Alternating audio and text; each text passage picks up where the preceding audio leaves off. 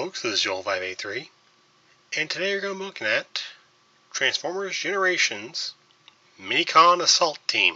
So yeah, this one has been out for a while. I just recently got this guy. This is from the short time when the Generations line came with IDW Transformers comics. And I've been hoping to get this guy ever since I first heard about him, last year, 2 years ago? It's been a while. But yeah, this is basically 3 Minicons that transform and combine. And you all know how I feel about combiners. Minicon Assault Team. When you need a target reduced to a smoldering heap of scrap metal, the Minicon Assault Team has the power to get it done. Their combined Centuratron mode is an unstoppable unit of pure destructive force. A walking weapon said to have the power of 100 warriors. That is quite the claim. So back on the box we just have the combined mode and their vehicle mode shown, as well as their names. Wind shear, heavy tread, and runway.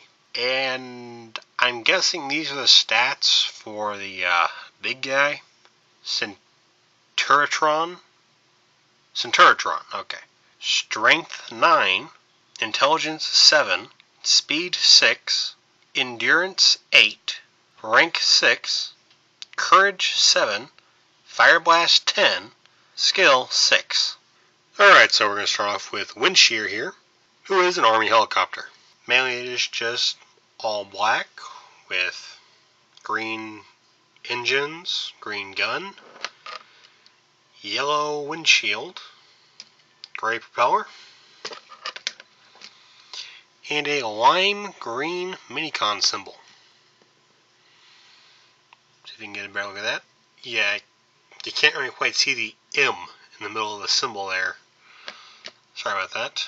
And on the back of the tail, here we have 7H3 7A. Not really sure what that means. All in all, it's just a nice little helicopter here. Now, a few little problems here is you can clearly see where the legs are going to be. The legs are right here. The cockpit here, it technically has a hole. It has a hole to peg in. It has a peg for the hole to peg into. And they do reach, but for some reason they don't peg.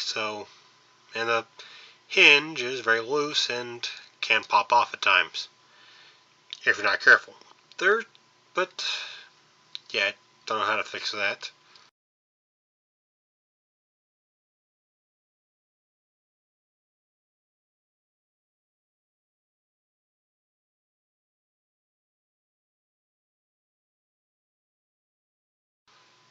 Upside down, well, you can definitely see the robot's face.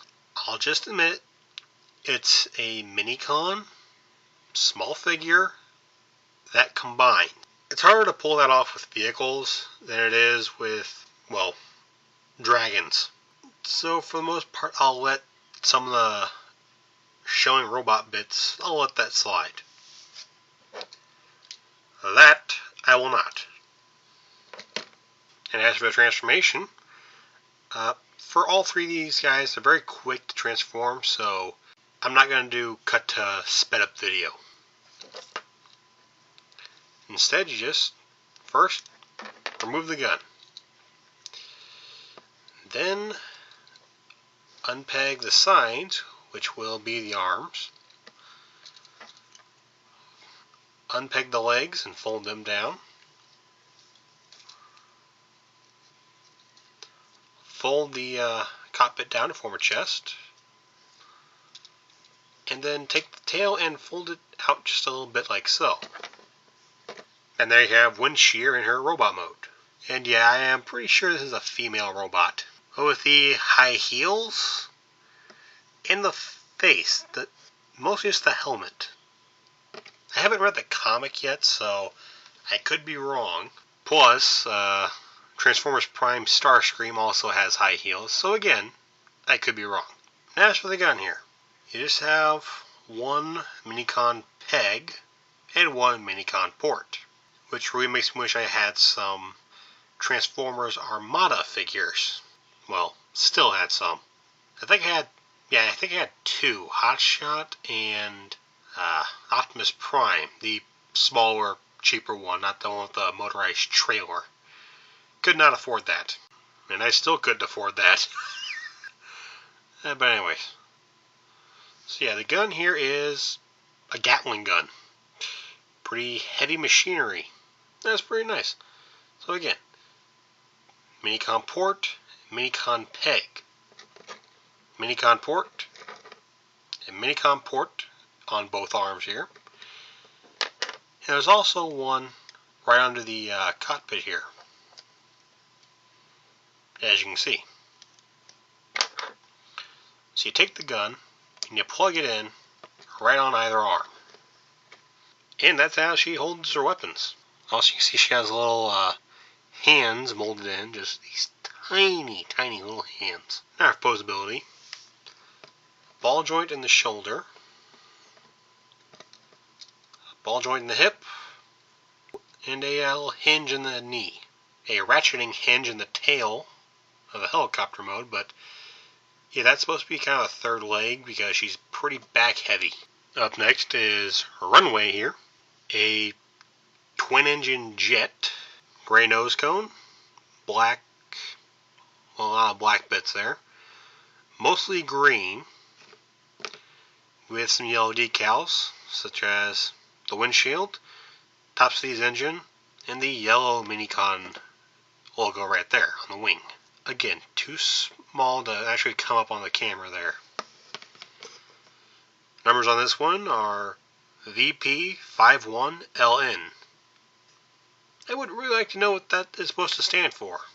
Now, one little issue I'd like to point out right here would be the back engines, which are plain black. While in the picture back here, the back engines here are green with yellow tips. Kind of stinks that they didn't include that, but Hasbro is pretty well known for forgetting paint. Now, just looking at the thing, on the top it looks good. It has a Minicon peg right on the top there. It has some look like little guns on the side, just black guns, which you can see a little hand right there. And on the side and bottom you can clearly see the robot head, as well as the robot shins, which go back up into the engines here. And that's actually something I kind of like that they tried to do there. You can tell they really try to have a more fluid design. But again, Minicon, part of a 3-piece combiner. Was not going to be easy. And as for transformation, you just stand them up, unpeg the arms, pull out the legs,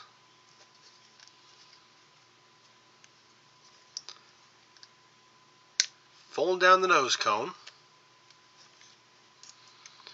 and pull out the back of the engine here. And last but not least, you fold out the little feet, little toes there. And we have runway in his robot mode. And again, Minicon hole, Minicon hole, Minicon hole, Minicon port, and Minicon port. And I don't know if these two also are holes, or let's just try that.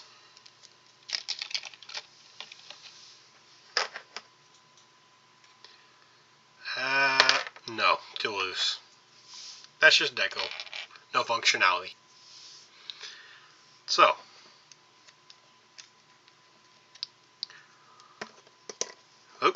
pull on the arm and try not to pop a ball joint. But yeah, there's no like bicep swivel. I kind of forgot that for a second there. Yeah, posability, ball joint in the arms, ball joint in the hip, and a hinge knee. The exact same as Windraiser. And last but not least, we have Heavy Tread. An all-black tank with a green barrel, green wheels, and a green bumper thing. Not sure what that's for. A lime green Minicon logo, and the numbers and letters TOO VCB1D6. I seriously would really like to know what those numbers are supposed to mean. As a tank, it's a pretty good tank. From the side, it looks good. Just has this little kind of tower looking thing. A minigun on the other side over here, molded in. It's got some kind of clip on the back there. And on the bottom, well, you don't really see much in the way of kibble. Of the three, this guy probably has the best vehicle mode. You know, everything is kept well hidden. Sadly, the turret doesn't rotate, but that is forgivable and understandable once you see the robot mode. And speaking of the robot mode, take this panel, clip it down, same thing on the other side. Then either you can split here or right here. It really doesn't matter, but you can split that, reveal the arm, one of them having a cannon on it, and then flip out the feet.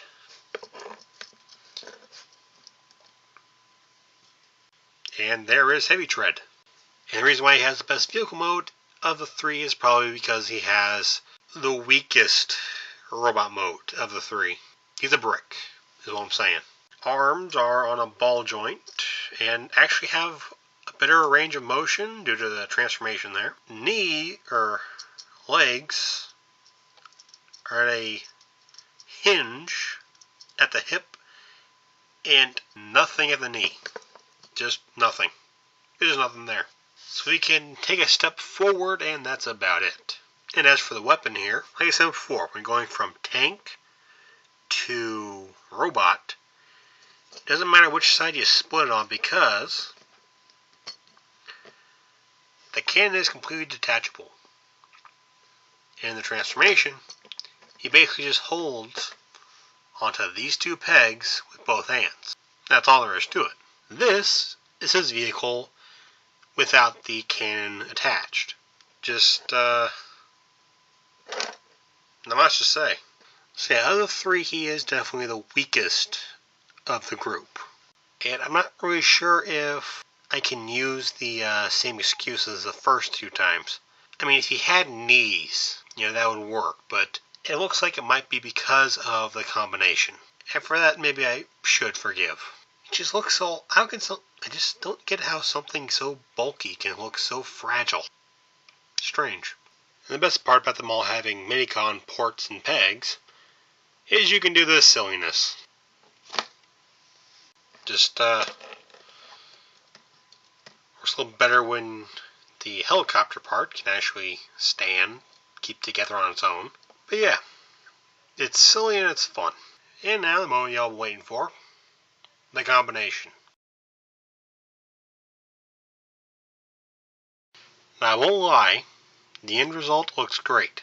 There's a good chance that Centuratron here either will never be taken out of this mode or will never be put into this mode ever again. At least not until I can figure a better way of doing this. Because this is just downright difficult. Mainly with just getting wind shear and runway combining. Everything else just worked great. It's just those two that need some work. And of course, once you get him into this mode, he pretty much stays together. And that's a good thing. Now, opposability. You have ball joint in the shoulders, hinge at the elbow, and you have some knee articulation there, but these arms tend to get in the way. So once you take them to the side, then you can use them. But the instructions are very, very adamant that they stay in the back. And as for the weapons, you have the tank cannon, the jet blaster thing, and the railgun. And they all combine. So first we're going to start with the jet blaster cannon thing. Flip it upside down. You take the cannon, plug it in right there, and the minigun, or the railgun there, you plug that right into the top. And there you have it. This will fit in either hand, although it is a bit stiff. And he holds it pretty well. Thankfully, he doesn't really have floppy joints. Just two pieces that like to fall apart. Mainly the cockpit and this arm. But there's really not much you can do about that, as far as I know. I got this at Target for $15. And, you know, if you can deal with the cockpit popping off and the arm popping off, I would definitely recommend this set. I mean, those are really the only two real flaws, are those two parts not wanting to stay together. Also, Runway's hips are a little difficult to deal with, but I'm sure that'll get better with practice. And if I can get another figure that has a Minicon ports on it, you can bet I'm gonna get it. And if I review it, I'm gonna stick as many of these guys on that figure as I can. So thank you folks for watching. Hope you enjoyed this video, and I'll see you next time.